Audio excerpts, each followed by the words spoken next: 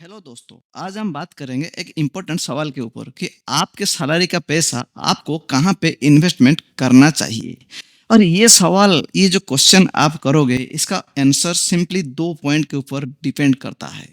यानी आप यहाँ पे देख सकते हो कि मैं यहाँ पे 2 पॉइंट यहाँ पे मेंशन किया है कि आप किस तरह का इन्वेस्टर हो। यानी क्या आप एक कंजर्वेटिव इन्वेस्टर हो, क्या आप एक बैलेंस इन्वेस्टर हो, क्या आप एक एग्रेसिव इन्वेस्टर हो। And point number 2 is duration of your investment. यानी आप एक लॉन्ग टर्म इन्वेस्टर हो या फिर आप बहुत ही छोटे अवधि के लिए यानी शॉर्ट टर्म के लिए पैसा इन्वेस्टमेंट करने जा रहे हैं।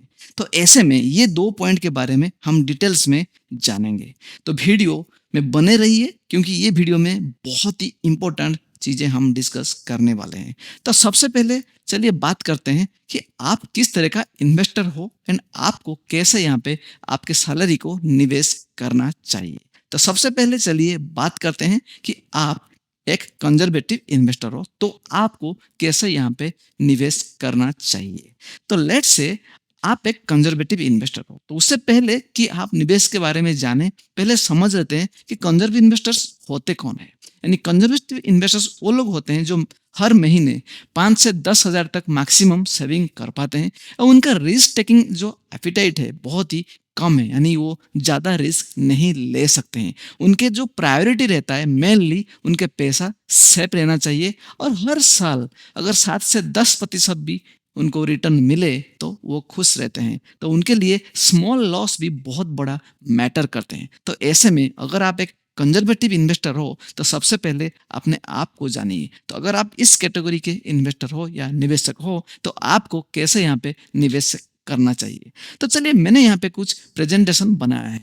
अगर यहाँ पे आप एक कंजर्वेटिव इन्वेस्टर हो तो मैं लेके चलता हूँ कि आपके कैपिटल लॉसेस जीरो है। यानी आप बिल्कुल ही कुछ भी लॉसेस देखना नहीं चाहते हैं। तो सबसे पहले बात करते हैं कि आप कितने अवधि के लिए यहाँ पे निवेश करने जा रहे हैं। लेट्स से आप एक शॉर्ट टर्म इन्वेस्टर हो, आपको जो पैसा आपके पास आ रहा है आपको 3 साल के बाद चाहिए या फिर 3 साल के अंदर चाहिए। तो मैक्सिमम यानी आप ज़्यादा से ज़्यादा 3 साल यहाँ पे निवेश कर सकते हैं। तो ऐसे में आपके पैसे कैसे इन्वेस्ट कर सकते हैं, कैसे निवेश कर सकते हैं। तो ऐसे में आपको जो आपके कुल धनराशि है, जितना पैसा आप निवेश करना चाहते हैं, उस राशि का 20% आप इक्विटी में निवेश करेंगे। इक्विटी माने आप स्टॉक मार्केट के बारे में मैं बात कर रहा हूँ, या फिर आप ऐसे कह सकते हैं जो बाजार कहते हैं लोकली मार्केट में, ऐसे स्टॉक बाजार में आप इन्वेस्टमेंट कर सकते हैं। तो ऐसे में कैसे आप यहाँ पे निवेश करेंगे, तो ये 20% है आप किसी इंडेक्स फंड, जैसे कि हमारे स्टॉक मार्केट में बीएससी इंडेक्स या निफ्टी यानी एनएससी इंडेक्सेस होते हैं। तो यहाँ पे कोई निफ्टी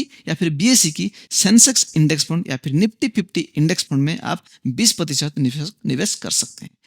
उसके बाद जो आपके पास 80% पैसा बचता है आपको ऐसे फिक्स्ड इनकम एसेट में निवेश करना चाहिए, जैसे कि बैंक में फिक्स डिपॉजिट या फिर पोस्ट ऑफिस में बहुत सारे स्कीम्स होते हैं जहां पे आपको 7-8% आपको प्रति वर्ष आपको निवेश में रिटर्न मिलता है। तो ऐसे में आप वहां पे निवेश कर सकते हैं। तो ये तो हो गया। आप अगर आप शॉर्ट टर्म यानी मैक्सिमम 3 साल तक अगर आप इन्वेस्ट करना चाहते हैं, निवेश करना चाहते हैं, तो आपके लिए ये पोर्टफोलियो एलोकेशन सही हो सकता है। बाय द वे ये डिपेंड करता है कि आप कौन सी सिचुएशन में रहते हो, क्योंकि ये एक प्रोजेक्शन है मेरे तरफ से, क्योंकि मैं अपने एक्सपीरियंस को यहाँ पे शेयर कर रहा हूँ। तो चलिए बात करते हैं, अगर आप लॉन्ग टर्म इन्वेस्ट करना चाहते हैं, यानी आपके जो निवेश की टाइम है वो मोर देन 3 साल यानी ग्रेटर देन 3 ईयर है, तो आपको कैसे यहाँ पे इन्वेस्टमेंट यानी निवेश करना चाहिए। तो ऐसे में आप देख सकते हो, अगर आप एक कंजर्वेटिव इन्वेस्टर हो तो आपका मूल राशि जो आप निवेश करना चाहते हैं 50% यानी आधा 50% आप फिक्स डिपॉजिट या फिर ऐसे कोई फिक्स्ड असेट जैसे बैंकों की फिक्स डिपॉजिट हो गए, पोस्ट ऑफिस में इन्वेस्टमेंट स्कीम्स हो गए, या फिर आप ऐसे कोई इन्वेस्टमेंट प्रोडक्ट है जहां पे आपको कोई रिस्क ना हो। तो ऐसे में मुझे लगता है fix deposit one of the safest investment asset in India. तो आप 50% पैसा वहां पे आप निवेश करेंगे। रिमेनिंग जो 50% है उसमें से 40% यानी 40% पैसा आप यहाँ पे इक्विटी में इन्वेस्टमेंट करेंगे। तो इक्विटी में जब आप 40% इन्वेस्ट करोगे तो कहाँ पे कैसे निवेश करोगे, तो यहाँ पे मैंने फिर से 3 कैटेगरी में यहाँ पे डिवाइड किया है। आप यहाँ पे देख सकते हो, यहाँ पे मैं आपको हाईलाइट कर रहा हूँ निफ्टी 50 इंडेक्स फंड या फिर बीएससी सेंसेक्स इंडेक्स फंड में आप, यानी ये इंडेक्स म्यूचुअल फंड की मैं बात कर रहा हूँ, वहां पे आप 20%, किसी मिड कैप म्यूचुअल फंड में 10%, किसी स्मॉल कैप म्यूचुअल फंड में 10% आप एलोकेट कर सकते हैं, निवेश कर सकते हैं। रिमेनिंग जो आपके पास 10% बचता है वो आप किसी गोल्ड में इन्वेस्ट करेंगे। और यहाँ पे मैंने लिखा है देखो, गोल्ड ईटीएफ यानी एक्सचेंज ट्रेडेड फंड, या फिर आप गोल्ड म्यूचुअल फंड के राउट में आप यहाँ पे इन्वेस्टमेंट कर सकते हैं, निवेश कर सकते हैं। तो फ्रेंड्स, आप यहाँ पे कहोगे कि मैं शॉर्ट टर्म इन्वेस्टमेंट नहीं करना चाहता हूँ, मैं लॉन्ग टर्म इन्वेस्टमेंट करना चाहता हूँ, मेरा गोल 3 साल के बाद है, 5 साल, 10 साल, 15 साल के बाद है, तो क्या मैं फिक्स डिपॉजिट से 50% कम करके ज़्यादा इन्वेस्टमेंट नहीं कर सकता? देखिए फ्रेंड्स, इसका आंसर देना बहुत ही मुश्किल है। देखो, मैं यहाँ पे सिंपली यहाँ पे डिफाइन कर रहा हूँ, आपका सवाल यहाँ पे ये जो बिल्कुल वैलिड हो सकता है। देखो, मुझे नहीं पता कि आप कि सिचुएशन क्या है, बिकॉज आप एक कंजर्वेटिव इन्वेस्टर्स कैटेगरी में आते हैं, तो आपकी जो मेन प्रायोरिटी होता है कि आपका पैसा लॉस ना हो और आप हाई रिटर्न के पीछे चेज ना करें। और ऐसे भी जो इक्विटी मार्केट है, जो बाजार होता है, बहुत ही वोलाटाइल होता है। अगर वहां पे कुछ छोटा सा करेक्शन आता है, या फिर आप कुछ मान लीजिए कोई ऐसे कोविड जैसे सिचुएशन आ जाए, तो आपका पैसा लॉस होने का बहुत चांसेस हो। तो ऐसे में आप एक कंजर्वेटिव इन्वेस्टर हो, तो आपको एक बैलेंस एसेट एलोकेशन चाहिए, जो मैंने आपको ये स्लाइड में दिखाया। वीडियो को थोड़ा सा यहाँ पे पॉज करके आप समय लेके देख सकते हैं, एंड स्क्रीनशॉट लेके भी आप देख सकते हैं। ऐसे भी आप मेरे चैनल पे ये वीडियो को दोबारा भी देख सकते हैं। तो नाउ फ्रेंड्स, जैसे मैंने आपको कहा कि ये एलोकेशन आपके लिए क्यों बेहतर हो सकता है। अगर फ्रेंड्स आप एक कंजर्वेटिव इन्वेस्टर हो, अगर आप दूसरे कुछ एलोकेशन यहाँ पे फॉलो कर रहे हो, तो बिल्कुल हमारे साथ शेयर करें, सो दैट आप और मैं दोनों कुछ सीख पाएंगे कि एग्जैक्टली आप कैसे इन्वेस्ट कर रहे हैं या फिर निवेश कर रहे हैं, और मेरा ओपिनियन क्या आपके साथ मिल रहा है। तो ये एक बहुत ही लर्निंग चीजें हो सकता है। नाउ दोस्तों, चलिए देखते हैं, अगर आप एक बैलेंस इन्वेस्टर हो तो आपको कैसे यहाँ पे निवेश करना चाहिए। नॉर्मली पहले जान लेते हैं कि बैलेंस इन्वेस्टर किसे कहते हैं। तो नॉर्मली बैलेंस इन्वेस्टर ऐसे लोग होते हैं जो महीने में थोड़ा ज्यादा पैसा इनकम करते हैं, एंड उनका जो रिटर्न की जो एक्सपेक्टेशन है, वो चाहते हैं कि मुझे सालाना 12 से 13% अगर रिटर्न मिल जाए तो मैं बहुत खुश हूँ। एंड उसके अलावा मार्केट में अगर थोड़ी बहुत करेक्शन आता है, तो 5 से 7% में लॉसेस भी सह सकता हूँ, यानी मेरा थोड़ा सा रिस्क टेकिंग एबिलिटी ज़्यादा है। तो मैंने यहाँ पे पॉइंट बाय पॉइंट करके रखा है। मेनली जो आपका एम होनी चाहिए, 12 से 13% एनुअल रिटर्न आपका एम होनी चाहिए।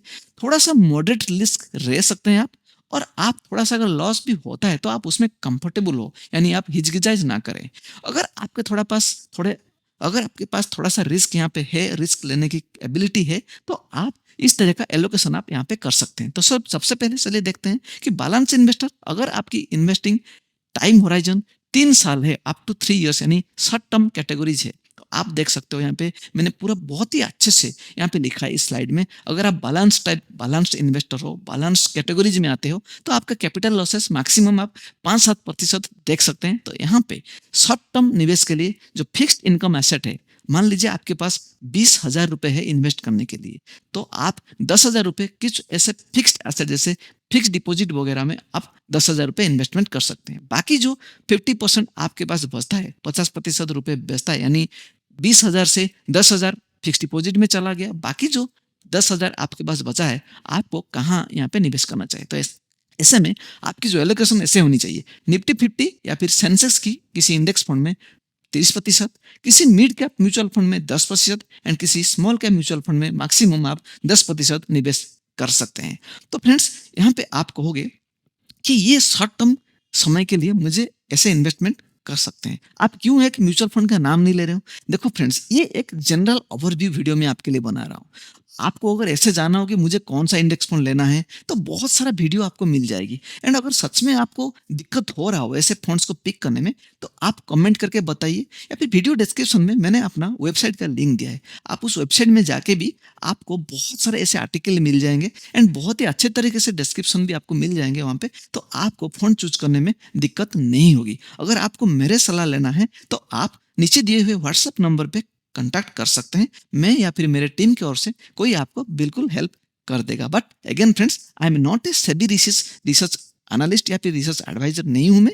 तो मेरा जो भी आपको सलाह रहेगा, ये ओनली एजुकेशन पर्पज के लिए, मेरा कोई इन्वेस्टमेंट एडवाइस आपके लिए नहीं है। चलिए फ्रेंड्स, अब देखते हैं कि अगर आप एक लॉन्ग टर्म इन्वेस्टर हो, आपका गोल अगर 3 साल से ज्यादा है, तो आपको मार्केट में कैसे यहाँ पे निवेश करना चाहिए। तो यहाँ पे आपका जो 20,000 रुपए मैं एग्जाम्पल की तरफ से लिया था, तो आपकी कुल राशि का 20% आप फिक्स्ड डिपॉजिट जैसे सेफ एसेट में आप एलोकेट कर सकते हैं। रिमेनिंग जो 70% पैसा है, यानी आपके 20,000 से लेट से 20% आपने माइनस कर दी, बाकी जो रिमेनिंग है उससे 70% आप किसी निफ्टी 50 इंडेक्स फंड में, 30%, किसी मिड कैप म्यूचुअल फंड में 20%, किसी स्मॉल कैप म्यूचुअल फंड में 20% आप यहाँ पे निवेश कर सकते हैं। एंड रिमेनिंग जो 10% है, गोल्ड जैसे आप सेफ एसेट में आप यहाँ पे निवेश कर सकते हैं। तो नीचे आप ध्यान पे देखिएगा, मैंने यहाँ पे गोल्ड ईटीएफ लिखा है, यानी मैं एग्जांपल दिया है, गोल्ड ईटीएफ आप कंसीडर कर सकते हैं, बट इसके लिए भी आपको डीमैट अकाउंट, ब्रोकर अकाउंट वगैरह चाहिए। अगर आप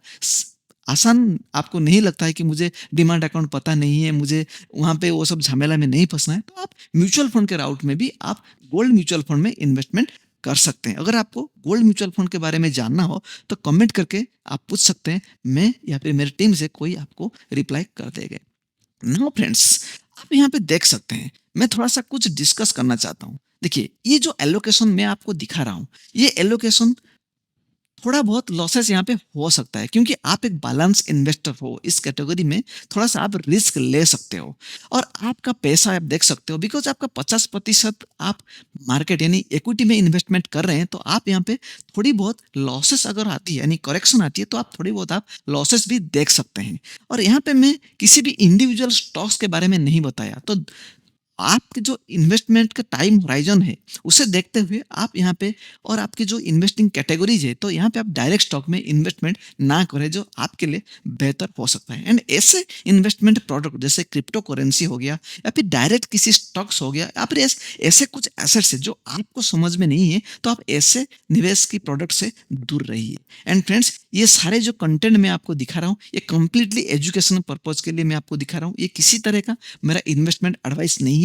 अगर आपको सही में एसेट एलोकेशन चाहिए, इन्वेस्टमेंट करना चाहते हैं, तो आप एक किसी क्वालिफाइड रिसर्च एडवाइजर के पास जाइए एंड अपना इन्वेस्टमेंट डिसीजन लीजिए। अगर आपको थोड़ा मेरा हेल्प चाहिए, तो ऐसे में आपको छोटे मोटे हेल्प आप कर सकता हूँ। अगर आप डिटेल्स में थोड़ा सा जानना चाहते हैं, तो हमारे वेबसाइट में भी जाके आप डिटेल्स में देख सकते हैं। बहुत सारे आर्टिकल्स भी है, आप वहाँ पे रीड कर सकते हैं, आपको बहुत ही अच्छा नॉलेज मिलेगी। नाउ फ्रेंड्स, मेरा यहाँ पे आपको एक रिक्वेस्ट है, अगर सो फार आपको ये वीडियो की एनालिसिस अच्छा लग रहा हो, तो आपको थोड़ा सा यहाँ पे आपको मेरा रिक्वेस्ट है कि आप वीडियो को लाइक करें। एंड अगर आपको सच में ये वीडियो अच्छा लग रहा है, तो कमेंट करके बताइए सिंपली थैंक यू। एंड मुझे सपोर्ट करने के लिए मेरे चैनल को सब्सक्राइब करें, सो दैट मुझे और भी मोटिवेशन मिले, मैं आपके लिए ऐसे वीडियो बना के लाऊं। तो नॉर्मली फ्रेंड्स, मेरा यहाँ पे सिंपली मेरा यही कहना है कि मैं आपको जो भी चीज़ें दिखा रहा हूँ, ये मेरा पर्सनल एक्सपीरियंस, एक बोर्ड ओवरव्यू दे रहा हूँ। ऐसे नहीं कि ये जो एलोकेशन मैं आपको दिखा रहा हूँ ये आपके लिए सुइटेबल हो, क्योंकि आपकी सिचुएशन अलग हो सकता है। तो इसीलिए मैंने आपको कहा है कि ये आपको इन्वेस्टमेंट एडवाइस की तरफ से ना ले, इसे एक एजुकेशनल पर्पज के हिसाब से ले, थोड़ा सा आइडिया आप ले, फिर आप अपना रिसर्च करें, फिर आप अपना ऐसे कैटेगरी चुन के आप एसेट एलोकेशन करें। नाउ फ्रेंड्स, चलिए हम बात करते हैं एग्रेसिव इन्वेस्टर्स के लिए, जो सबसे लास्ट इन्वेस्टिंग कैटेगरीज में आते हैं। पहले जान लेते हैं कि एग्रेसिव इन्वेस्टर होते कौन है। नॉर्मली एग्रेसिव इन्वेस्टर ऐसे लोग होते हैं जो एनुअली 15 से 20% रिटर्न कमाना चाहते हैं। एंड अगर उनके पोर्टफोलियो में 15-20% लॉसेस आ जाता है, करेक्शन आ जाता है, तो उनका घबराहट नहीं होता है, और वो रिस्क लेने के लिए उनको कैपेसिटी है, तो रिस्क जो टेकिंग एबिलिटी है थोड़ा सा ज़्यादा है। मैंने यहाँ पे पॉइंट बाय पॉइंट बताया है। These investors aim to generate high returns of around 15 to 20% per year. And अगर लॉसेस भी होता है 15-20%, तो आपको सहज महसूस हो, आपको ज़्यादा परेशान ना होने है यहाँ पे। तो अगर यहाँ पे अगर रिस्क लेते हो, तो आपको, अगर आप एक एग्रेसिव इन्वेस्टर हो, तो आपको कैसे एलोकेशन करना चाहिए। सिंपली जैसे मैंने पहले भी आपको बताया कि अगर आप शॉर्ट टर्म इन्वेस्टमेंट करना चाहते हैं, तो यहाँ पे मैक्सिमम जो आपका इन्वेस्टिंग टाइम होराइजन है वो 3 साल के अंदर होता है, क्योंकि मैं नॉर्मली जो 3 साल तक मैक्सिमम इन्वेस्ट करना चाहते हैं उसे मैं शॉर्ट टर्म कैटेगरी में लाता हूँ। तो ऐसे में आपको फिक्स्ड इनकम एसेट में 30%, जैसे फिक्स डिपॉजिट वगैरह में आप 30% आप यहाँ पे निवेश कर सकते हैं। जो रिमेनिंग आपके पास बचा हुआ 70% है, तो आप यहाँ पे देख सकते हैं निफ्टी 50 इंडेक्स फंड में 20%, किसी फ्लेक्सी कैप म्यूचुअल फंड में 20%, और फैक्टोरियल और स्ट्रेटेजिक म्यूचुअल फंड मैंने यहाँ पे ऐड किया है, जैसे मोमेंटम, वैल्यू, एंड या फिर ऐसे हो सकता है कि यहाँ पे जो अल्फा फैक्टर है, ऐसे कोई फैक्टोरियल म्यूचुअल फंड में आप 10%, किसी मिड कैप म्यूचुअल फंड में 10% and small cap mutual fund में 10% यहाँ पे आप निवेश कर सकते हैं। तो ऐसे में आपके पोर्टफोलियो बैलेंस अप्रोच भी फॉलो करेगा, प्लस आपको एक एग्रेसिव स्ट्रेटेजी भी यहाँ पे फॉलो करता हुआ दिखाई देगा, क्योंकि यहाँ पे मैंने फैक्टर और स्ट्रेटेजियल म्यूचुअल फंड को ऐड किया है जो कम समय में ज्यादा रिटर्न भी दे सकता है, हो सकता है वो लॉस भी आपको दे सकता है। इसीलिए मैंने लिखा है अगर आप एक एग्रेसिव इन्वेस्टर हो तो आपको 20% भी लॉस होने के चांसेस है। तो अगर आप ऐसे रिस्क ले सकते हो तो आपके लिए एसेट एलोकेशन शॉर्ट टर्म के लिए एक सुइटेबल एसेट एलोकेशन हो सकता है। अगेन, ये मेरा इन्वेस्टमेंट एडवाइस नहीं है। चलिए फ्रेंड्स, अब देखते हैं अगर आपका जो गोल है 3 साल से ज्यादा है, यानी आप लंबे समय के लिए निवेश करना चाहते हैं, तो आपकी एसेट एलोकेशन कैसे होनी चाहिए। तो यहाँ पे फ्रेंड्स लास्ट कॉलम मैंने यहाँ पे दिया है। देखिए, मैंने यहाँ पे जो आपके एसेट एलोकेशन में फिक्स डिपॉजिट जैसा सेफ एसेट 10% ऐड किया है। रिमेनिंग जो 90% पैसा है उसमें से 80% आप इक्विटी में इन्वेस्टमेंट करेंगे, निवेश करेंगे। और इक्विटी में भी कहाँ, निफ्टी 500 स्टॉक्स, यानी यहाँ पे आपको एक डायरेक्ट स्टॉक्स की पोर्टफोलियो आपको बनाना चाहिए। अगर आप ऐसे स्टॉक्स पोर्टफोलियो बना लेते हो तो आपके लिए बेहतर हो सकता है, क्योंकि आप एक एग्रेसिव इन्वेस्टर हो। अगर आप डायरेक्ट स्टॉक्स में पोर्टफोलियो बना के इन्वेस्ट करते हैं तो ज्यादा रिटर्न आप कमा सकते हैं। अगर आप डायरेक्ट स्टॉक्स में इन्वेस्ट करना नहीं जानते हैं तो फिर ऐसे डायरेक्ट स्टॉक्स पिक करने से अच्छा है किसी आप पोर्टफोलियो बेस्ड इन्वेस्टमेंट स्ट्रेटेजी जैसे स्मॉल कैप जैसे प्रोडक्ट अवेलेबल है मार्केट में, उसके थ्रू भी आप जा सकते हैं।